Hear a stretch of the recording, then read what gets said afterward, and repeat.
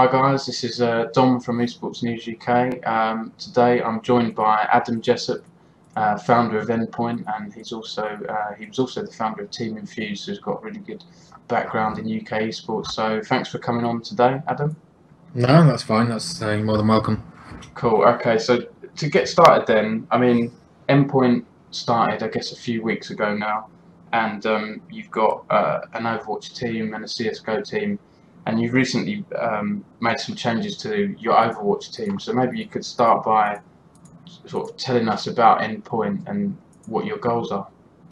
Yeah, sure. I mean, Endpoint's kind of been public for a few weeks now, but it's been ticking away in the background for, about 2 years, to be honest. It's just one of those things that I wanted to get back into esports, and I wanted to kind of come back with an organization because that's kind of where my passion is. I like having a team, and I like having players represent us at tournaments and kind of managing that side of things, and that's what really appeals to me. And I know that there's a lot of organizations out there. You get a lot of bedroom organizations and things like that, and I guess what I'm trying to do with Endpoint is learn from lessons learned when I was involved with Infused, and kind of make sure that we do it properly from the get-go.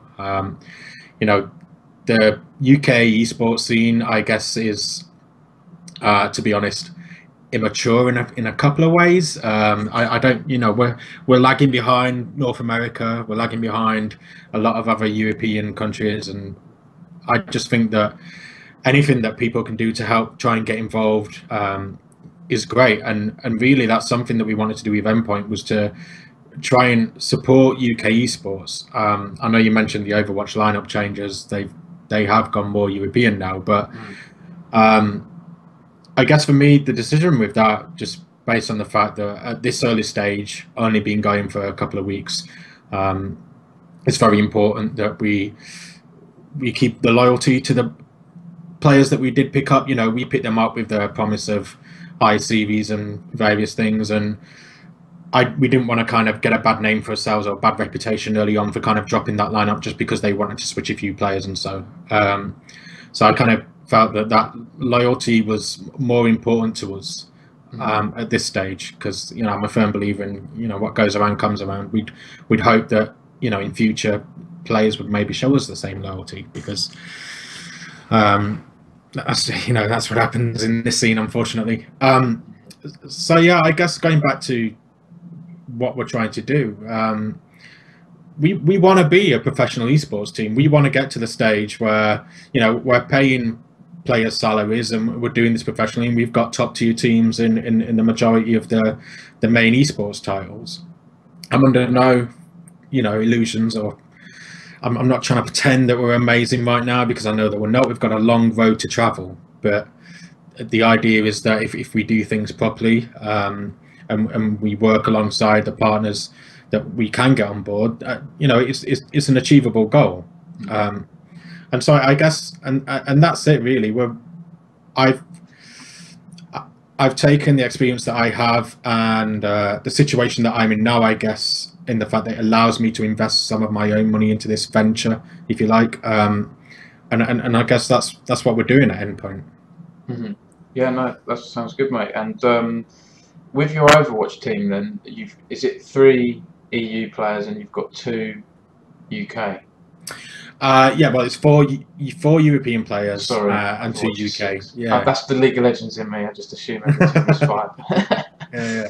No, it's all right, because I come from a very FPS driven background. Like, I started playing Unreal Tournament and then Counter-Strike and Call of Duty, and it's always traditionally been 5. So yeah, it keeps catching me out as well, especially when you're doing things like paying for LAN tickets. Oh my goodness, yeah, an extra player. Yeah, I know. But yeah, so they're 4 Europeans and 2 UK guys. So it has kind of shifted the lineup more into the European scene. But like I said, I think it was important for us to kind of honour the promises that we made, even though there were only the 2 guys left on board. It wasn't a case of they all fell out and 4 went the different ways and I was left with 2.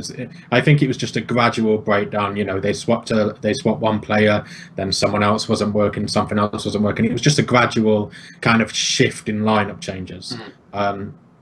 So yeah, that's kind of the situation that we're at the moment with those guys.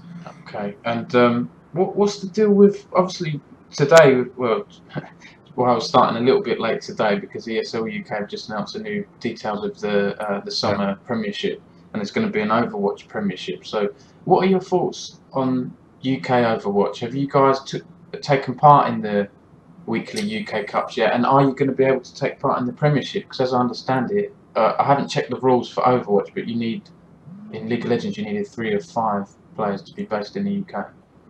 Yeah, well, so we obviously, when we had the UK lineup, we were taking part in the UK tournaments and things like that. And I've just read today that the Premiership rules are a majority UK, so that would mean, I guess, in an Overwatch it's going to be 4 UK players.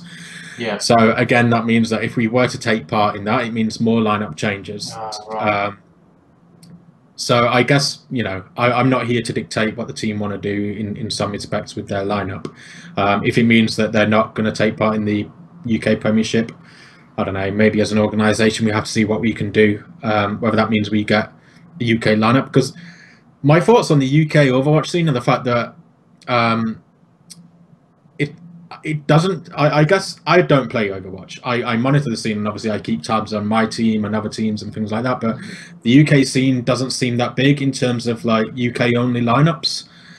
There does seem to be quite a big, like a broad spectrum of European squads, and so I think it would be an interesting UK Premiership, if I'm honest, because there doesn't seem to be like your forerunning team. Because, you know, early on in the time, it was GLB.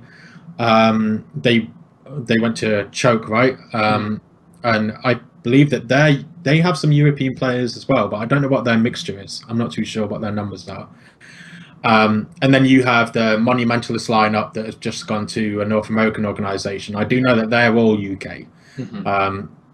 And then you've got the guys that Reason have just picked up. Again, I think they're predominantly UK. So I think you've got 3 teams there that are really strong. But after that, I don't know.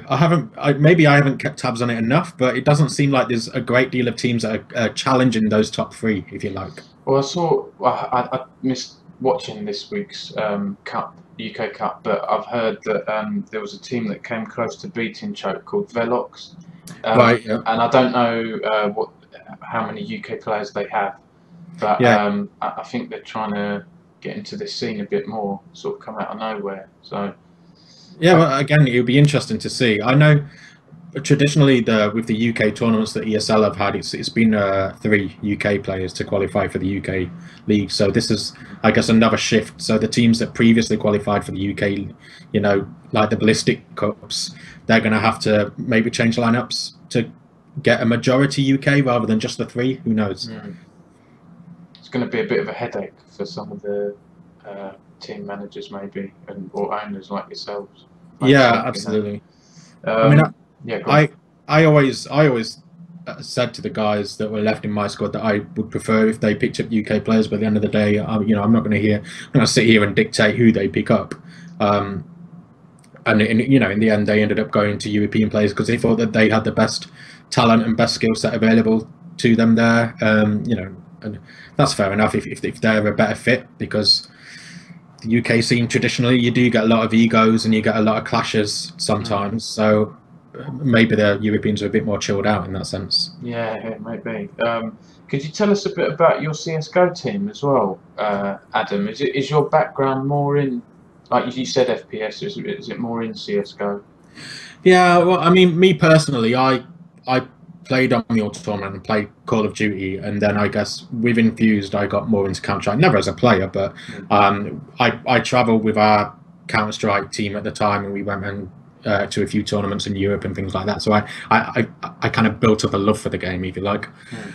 And the Counter-Strike team that we have on board is it came about because one of our players called Stat, I played Call of Duty with him. I played Call of Duty 1 with him, Call of Duty 2, then then I started managing Infused, and he played Call of Duty 4 with us for a bit, ended up going to other organisations like TLR and Meet Your Makers.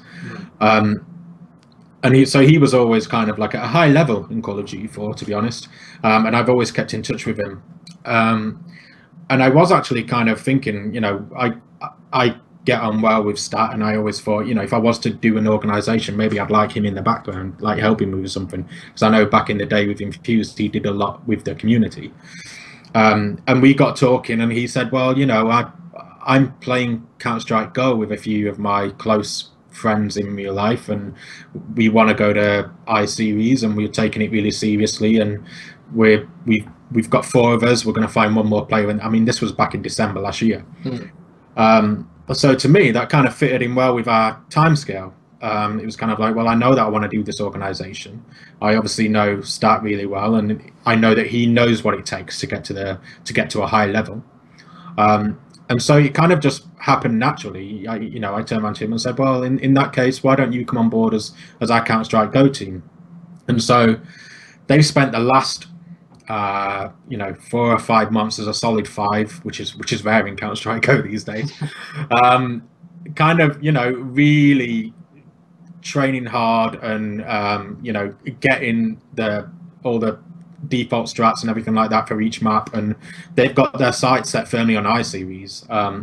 They're kind of at a stage now where they think that they're going to start entering ladders and leagues and so on, because they've tried to keep under the radar for the time being.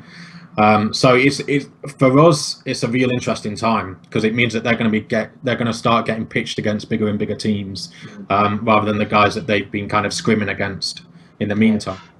But I'm really looking forward to it. I've kept my tabs on their progress, and I've seen them play a few games here and there, and they're looking stronger and stronger. So it does feel like a really exciting lineup, and I'm hoping that they can cause a few upsets at LAN, really. Yeah.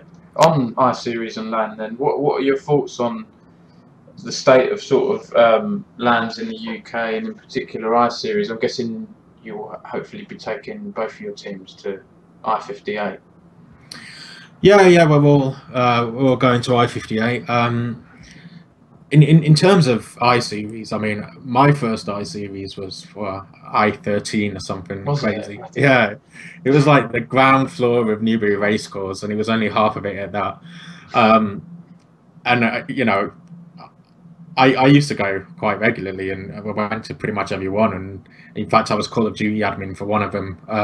And I've seen the I-Series grow organically over the years and go to bigger and bigger venues. And now I guess I-Series is not so much of a competitive LAN these days. Yes, they have prize pots. But people moan all the time for the amount that the tickets cost and the amount of people that get there. Are the prize pots big enough, and so on.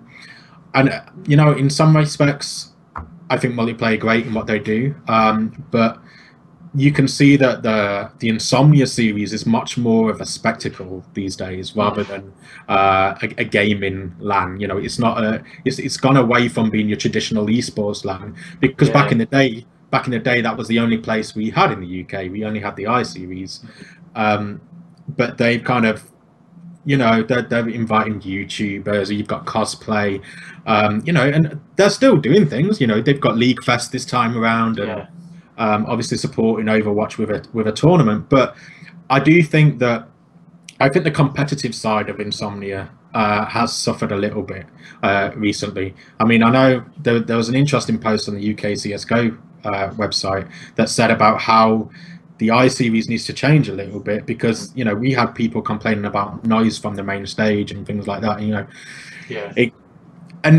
never going to get a major setup. You're never going to get soundproof booths and whatever, an I-Series, because that's not what it's all about.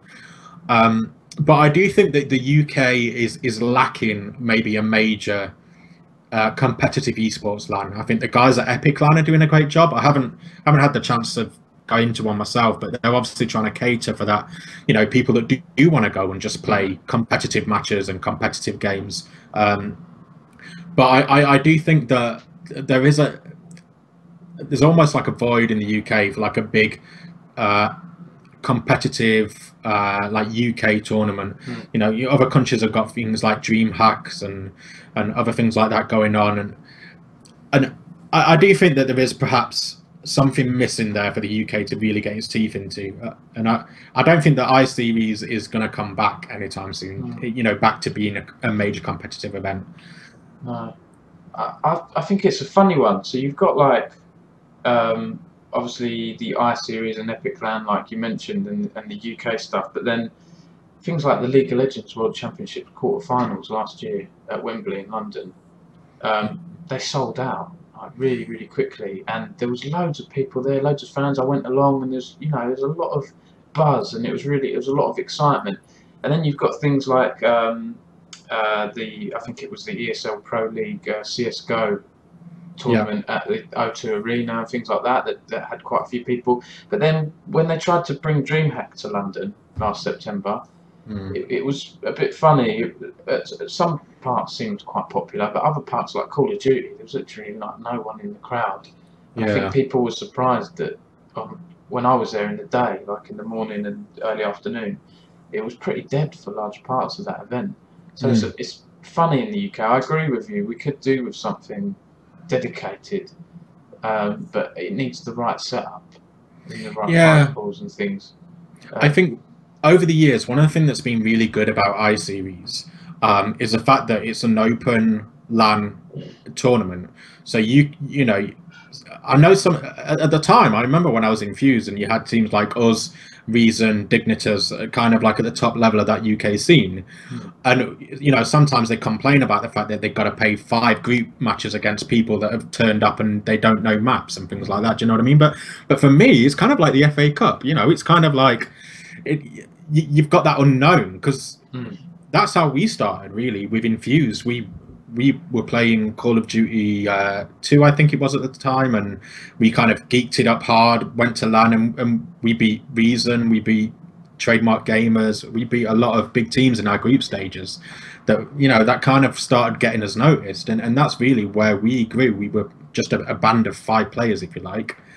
And we kind of got the community's attention because of these results at iSeries. So I do think that that's one of the good things about iSeries, is the fact that it is such a big open LAN event. Whereas some of the events that you mentioned, you know, you've got online qualifiers first, and you've got, you know, you don't really get all the competitors in one room just to kind of like battle it out. And for me, I think, especially, you know, back in the day when I used to go to iSeries, that was one of the things that was sometimes a little bit exciting. You get teams that just pop up, manage to get through the groups, and you know, there they are in the brackets, kind of trying to make a name for themselves. But some of the other events, like you say, with ESL majors coming to London and things like that, I think that's great. I think it's great that we're having these big events on home soil, and it's something that esports fans in the UK can go to. But like we said, I just think that there needs to be more events that the esports players in the UK can go to without, you know, they may not want to be a major team and things like that. I don't know what the answer is, because, you know, if you get a dedicated esport event and you start ramping up the prize money to try and entice everyone in the UK to come to it, you're going to get the attention off of big major teams anyway. And, you know, are people going to turn up? Well, they probably would, you know, if people, because I remember Call of Duty 4, when that was quite big. We had Fnatic come to iSeries. We had, I think it was Evil Geniuses that came to iSeries and things like that to play in the Call of Duty 4 tournament. And it was interesting to see these little small UK community teams go up against Fnatic and Evil Geniuses and so on. So I think that's what's missing. But whether these top level major organisations would do that anymore, I don't know. Probably not. But that's a shame. Yeah, definitely. And talking about some of those big organisations you mentioned, the likes of Fnatic and also Team Dignitas, who are obviously one of the biggest UK orgs. Yeah. Probably not a nice question, but I guess, how does that make you feel to know that you were playing them when you were set up Infused, and to see how big they've got? Is that kind of frustrating to have been almost, you could have got Infused to that level or something? It is. And for me, like, because I was involved in esports for so long back then. I mean, I actually worked for Fnatic at one point, and I worked as a developer there on a project called U Game at the time, and I actually shared a house with Joe, who's at ESL. It's his birthday today, actually. Happy birthday, Joe. Is that And Munchables? no, Joe Miller. Oh right, yeah. Cool. Yeah. Yeah, it might have been. Yeah, cool. So I shared a house with Joe down in Southampton, and Too Good was there as well, actually. But I guess for me, it got to a point in my life around about 2009, after we had this global economic depression. It was really hard to try and get support as a gaming organization, because it was still very much a niche market, and people kind of held it at length. And so it got to a point where I had to make a decision. Do I stick with esports and try and dedicate as much time as I could to it, or what I ended up doing, in fact, for personal reasons, was I had to focus on my career. I had to kind of go to where I thought that I could earn the most money for me at that time, which was focusing on my development career. So whilst I don't have any regrets about that personally, because it's got me to where I am now. It's got me to, like I said, this time round with Endpoint, I'm in a position, I guess, with the luxury where I can invest my own money into it. But sure, yeah, when he, like Joe now, is doing great at ESL. I know other people that are now working at Twitch. I know people that, well, like you say, Dignitors are obviously going really strong. Fnatic are going really strong. But yeah, I guess sometimes gaming is a passion to me, and would I like that to be my full-time job? Yeah, absolutely. I just think that at the time I made the right decision for me personally, and I gave the reins of Infused over to Vanquish, who's, I believe, still the GM there now, and they've done he's done a good job with them. I think they're more console weighted than they are PC these days, but that's definitely a gap in the market, especially in the UK. And they're doing well with them, but yeah, sure. Would I like to have been in charge of Dignitors right now and making a living off of esports? Absolutely. But yeah, these are those things. Yeah. Do you know what? It seems to be a massive trend in the UK. I know a lot of people in esports who do it in their spare time, or do it as a passion, do it for free as well. I mean, in a way, that's kind of what I'm doing, right? I have a full-time job, and then I'm doing eSports News UK on the side, and just putting a lot of my free time into it. Do you think we'll get to the point where there are more people who are able to work full-time in UK sports and leave their jobs? It's a funny situation, isn't it? What do you think about it? I certainly hope so. I think we're getting to a point now where esports is getting more and more popular. There's new reports coming out all the time. Like we're breaking like audience numbers year on year. We're getting more and more spectators watching esports. You're getting organisations like ourselves coming up and everything. I think as long as they do it right and take it professionally as a sport, I think that sure. I think the opportunities will come around. I think that people just have to be a bit clever about it. One of the things is, I think that's a big difference from the UK to places like North America, where esports is a big thing, and you have people living in team houses. You have people on salaries and going to events constantly and things like that. Like the major North American teams, is that America is very much already like the land of investment, if you like. There's obviously a lot of startups over there, and there's already that mentality of people taking financial risks in businesses. It's not so much the case over here, and I think that's what it needs. Unfortunately, I think it needs people over here prepared to kind of say, I think this esports thing is going places. I'm willing to kind of put my money behind it. I'm willing to, support this organization to do this and that and things like that, because like I say, we don't have like a gaming house as such in the UK. I know Fnatic have their offices down in Southampton, and they can boot camp people there, but it's not quite the same as what the North Americans have. And so I think it will come. I think the day will come when people can do this without the need of a secondary job. I just think there's a lot of work and a lot of risk that needs to be taken with people, well, by people that have more money than I have, really. No.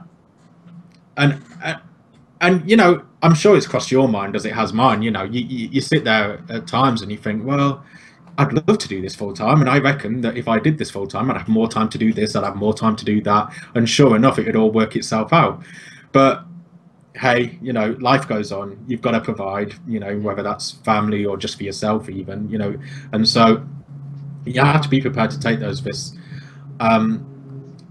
Let's hope so, eh? Let's hope that, you know, in the years to come, that we do get more money coming in to esports in the UK, and we do have the opportunities where we have, you know, what's the word, like grassroots organizations, people that are here to support players in the UK.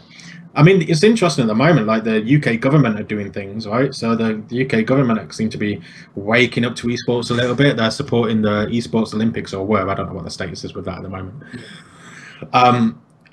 And, you know, maybe there will be some kind of government incentive for kind of people to invest money into esports and get these kind of grassroots houses going, because that would be really interesting. I was going to say on that note, the British Esports Association was announced like about a month ago, and although it's very early days, I think they're still finding their feet and talking to players and people in the scene about what people want. They seem to be a governing body that will help promote grassroots esports in the UK and look after the scene. And interestingly, in the announcement they sent out, they said they're going to open a national training centre. So you're talking about houses and things. What would you like to see from that? And do you think that would be a good thing? It's an interesting topic. It's kind of like it'd be interesting to see how they go about it. Because it's all right having this training centre and training up people who want to get into. I mean, at the end of the day, if you put an article out in the newspaper and said who wants to be a professional gamer, like, you would have replies like breaking your door down, because everybody, you know, it's every kid's dream, right? You know, people want to get involved in esports and people want to play games, and that will never change. So I think it has to be managed correctly. And the other thing is as well, like, grassroots support doesn't always have a great benefit. So, like, you know, in football, for example, the FA do a great job of trying to nurture young talent and trying to nurture kids and get them through academies and so on and so on. But at the end of what happens to those kids is they just get snapped up by the highest bidder, which in the end is these organisations. You know, are these teams like, you know, your Chelsea's, your Man U's, which are, you know, let's face it, they're owned by foreign, you know, in people or investors or whoever. And I think that that's one thing that I wouldn't like to see happen to the UK esports scene. I think that there has to be some control in the fact that the people that come through these grassroots academies or whatever end up in UK organisations, because we seem to lose a lot of our best talent to overseas organisations. Yeah, definitely. Yeah, and you know, it's happening now. You mentioned some of the football teams. You know, they're signing up esports players. West Ham. Man City, although I was a bit put off by Man City's announcement, the way they just talked about their player. It seems to me they're going to be using him more for making YouTube content, which is fine, but for me it felt like it sort of detracted from it underplayed esports a little bit, you know. Absolutely. You know, you want these guys to be esports players rather than marketing officers, you know, and I agree with what you're saying. I think the announcement that Man City put out, it sounded as if he was working in their marketing department. Rather than, you know, representing them in FIFA Cups around the world. You know, that's it. It's a step in the right direction, but it has to be done properly. And let's just hope it is. Yeah, definitely. Could I ask Adam a bit about your time at Infused and sort of how you went about setting it up, and do you have any sort of particularly fond memories or funny memories with them? Yeah, sure. So, like I said earlier, the Infused came about because we were just a team of 5 players that play Call of Duty 2. we knew that we were going to this upcoming iSeries event, and we decided to kind of, you know, make a serious effort for it in similar respects. That's why I have so much respect for our CSGO guys, because it kind of reminds me of that kind of thinking. We went about, like, geeked it up hard. We had strats for every map, and we knew what everyone was doing. It was great, and we ended up going to the event, causing a load of upsets. But at the same time, one of the things that I made sure we did was kind of be a part of the community. Like, the minute we got back from my series, we were setting up our own community cups. We were doing our own shoutcasting on those cups, because obviously Twitch wasn't around back then. And we were very much kind of, we built up an image of ourselves as being this kind of team in the UK community that we got quite a good reputation about ourselves. From there, we realised that obviously this is a business, this is a professional outfit. We started trying to get sponsors on board that allowed us to pick up teams in different games and go to different events around Europe and around the world. And we were one of the first UK organisations actually to pick up a console team, and we had a Gears of War team that ended up winning the MLG qualifying in the UK and got sent over to, it wasn't MLG, it was World Cyber Games, and they got sent to, like, San Francisco to play in the world finals, if you like, and they ended up coming second behind the North Americans. Oh, wow. So for us, that was massive exposure. That was great. But I guess in terms of fun memories, I think it's just the little things. Like, I remember we had an upcoming European event going off in Denmark, and we had to arrange all our CSGO guys to get over there and everything like that. And we realized that we were running short on time to get the t-shirts printed.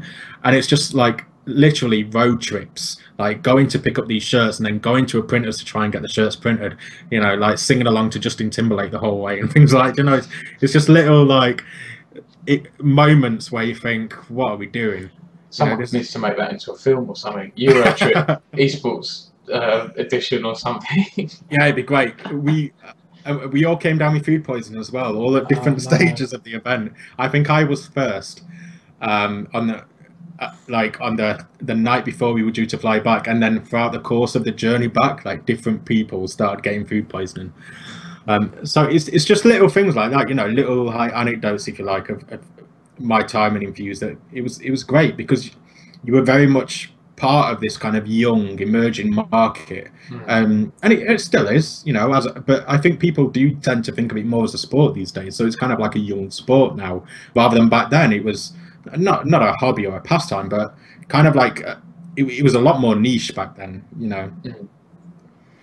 Can I ask what, I think I've asked you this already for the initial article we did on you guys, the announcement, but what made you sort of want to come back into esports? Was it because, like you say, you've maybe got a bit of money to invest in the team now, or you missed it, you got that bug and you wanted to come back? Yeah, I think I have missed it, and it's definitely a bug. You know, gaming is a bug, whether you're playing or spectating or whatever. And I think one of the things is because I had that time in Infused, and I had that experience, and obviously there was a few lessons to learn along the way. It made me think, you know, I'd like to have another crack at it. I'd like to go back into that scene and be a part of that scene again, because, you know, I made some great friends in esports, and I had some great times, and I still have friends, you know, that I would call some of my best friends in real life, that are people that I met through gaming back in the day. And so definitely, absolutely, I missed it, and I'm just not good enough to be a player. That's the problem. That's the same with me. I actually, when League of Legends came out, well, I started playing it about 4 or 5 years ago, and I was playing it. I was thinking, yeah, I'm pretty good at this game. This is all right, you know. And then got to level 30 and did my first ranked game, and foolishly told the people in the chat that, oh, this is my first ranked game. It's the same as normals, right? It's pretty similar.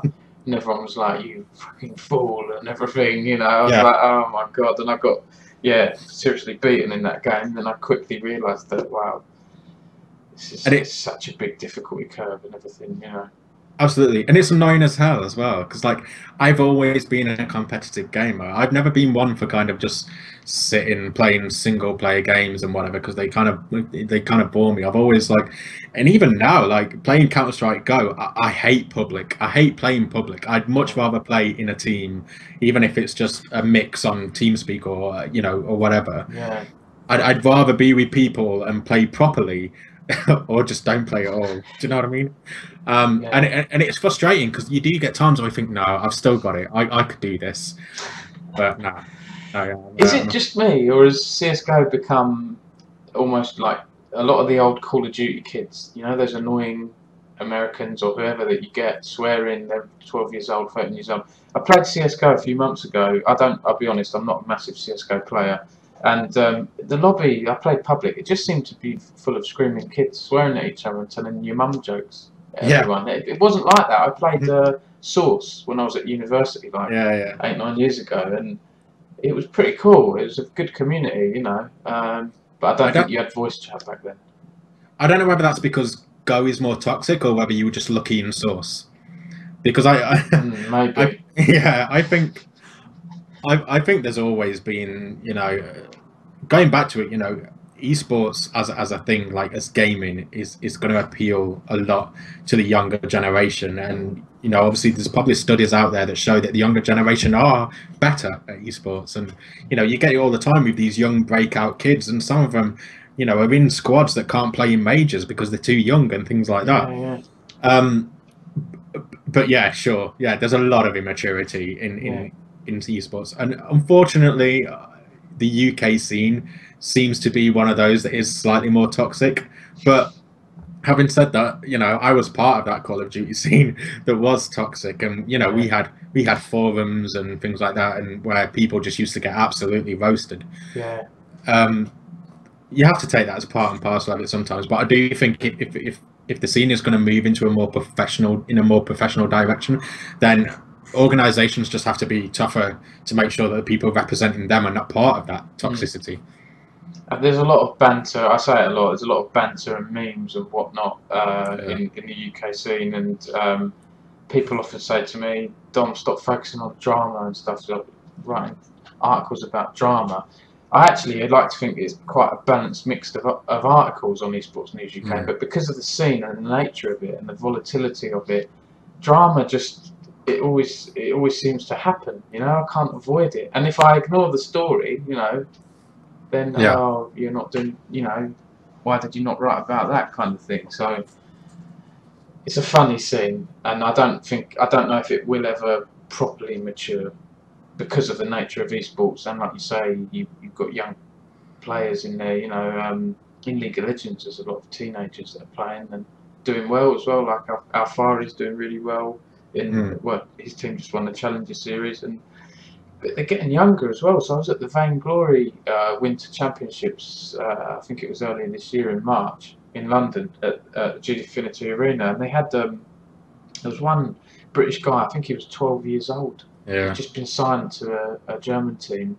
Sorry, I think he played for Mass Esports for a while, so he got picked up by them. But he was telling me he found it weird. Like I don't think it was difficult to get permission.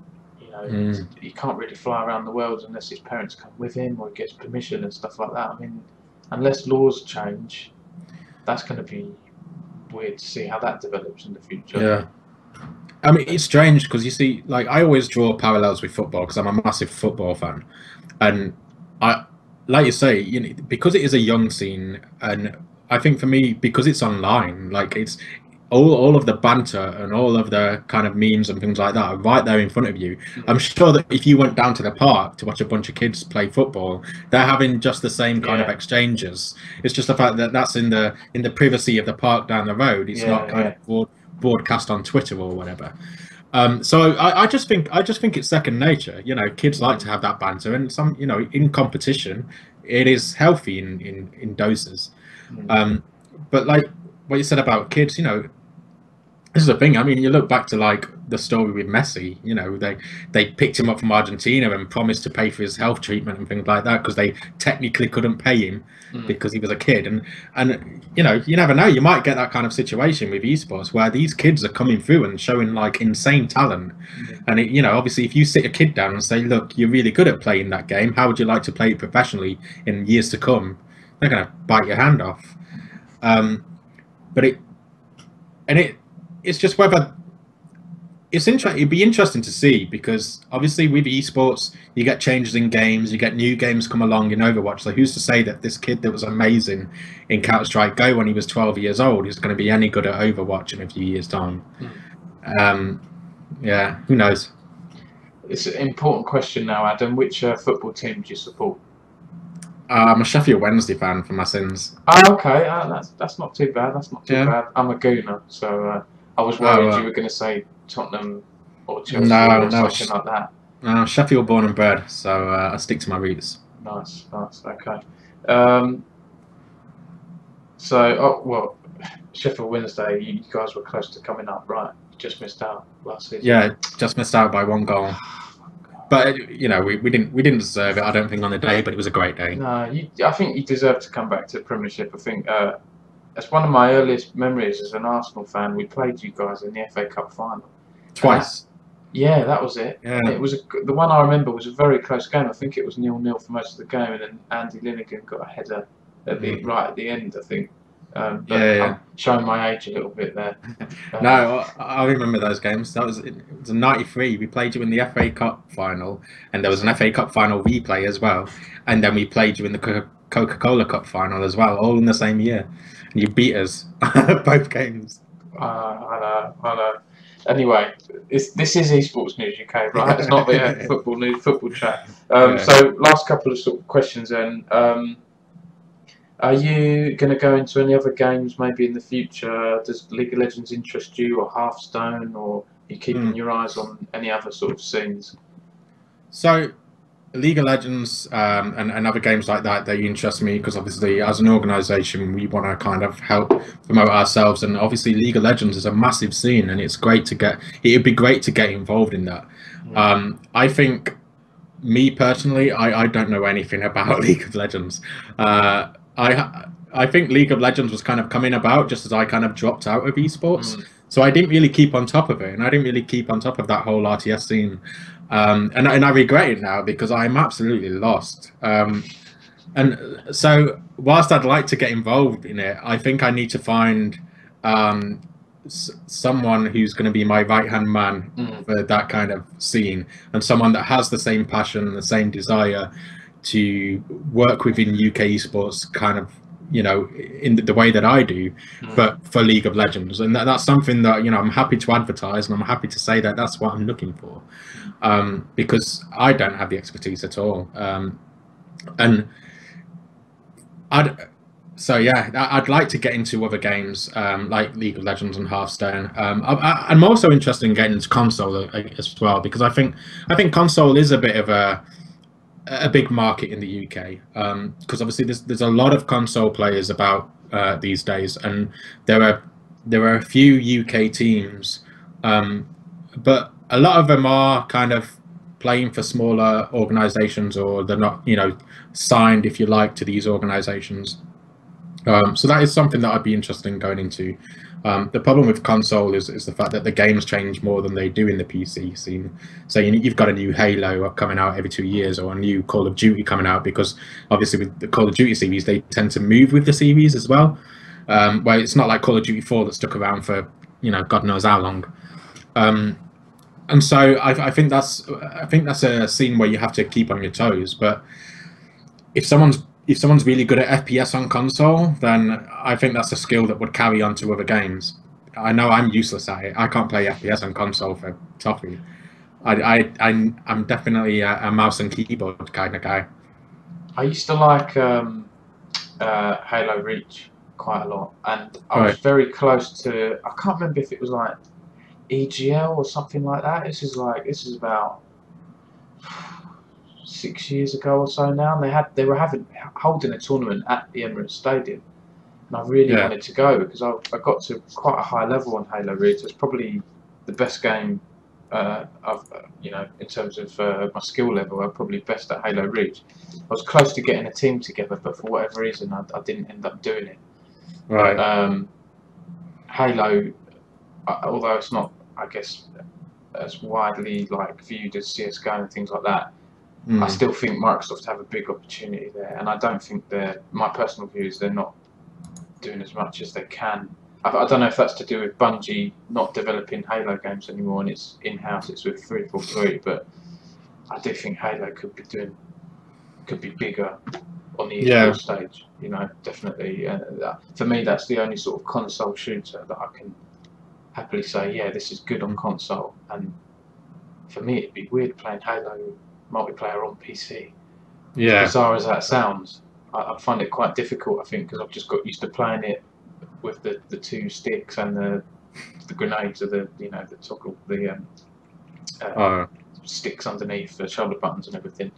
So so is there anything else you want to add, Adam? I know I've been waffling quite a bit, so it's I'm conscious it's quite a long video, but it should be under an hour or so, I think. No, I don't think so.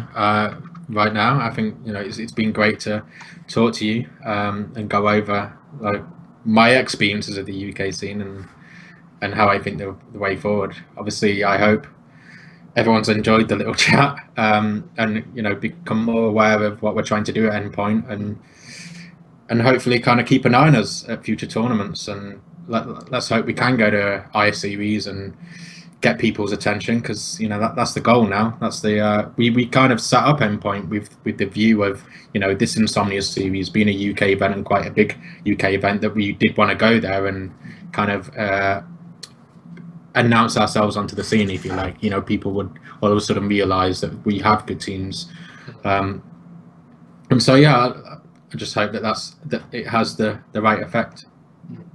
Are there any shout outs you want to make, or maybe you want to mention your website or anything like that? So our website is endpoint.gg at the moment. I think we're due to change that at some point. Being a web developer, I'm never happy. But yeah, so and at the moment we have support from ChrisServe for our servers. One thing that we want to do is going forward is we want to become more of a community site as well. So we want to host community servers. We want to host our own like UK tournaments and things like that. And it's that kind of area that I'm looking forward to as well. We've got a couple of guys involved in that are going to help us get that up and running. So yeah, join the website and get involved. Cool. Okay. And yeah, just from me then, thanks to everyone for watching. And yeah, you will have seen the social media links at the bottom. You can follow us on Twitter, Facebook, and everything. And yeah, bookmark us at esports-news.co.uk. And I will just say at the end, if you enjoyed this video and you want to support us and help with our web hosting costs and things like that, we've got a Patreon page as well, which is patreon.com/esports-news-UK. So do check that out. And also a big massive thank you to Adam as well, because he was our first Patreon supporter. So we've got a few more since then, and we've hit our first milestone, which reminds me I need to do a few bits around that. A never-ending list of things to do. But yeah, I'm waffling again. Thank you very much for watching, guys, and yeah, see you soon. See you. I think it's just a testament to the teams and the fans online that this is growing and it's going to continue to grow. He's looking for the pentakill and he is going to find it. Incredible positioning from the AD carry. He cleans up the entire... From Alfari, there's the quadra kill. He's going to chase down Noxjack, looking for the pentakill. Oh!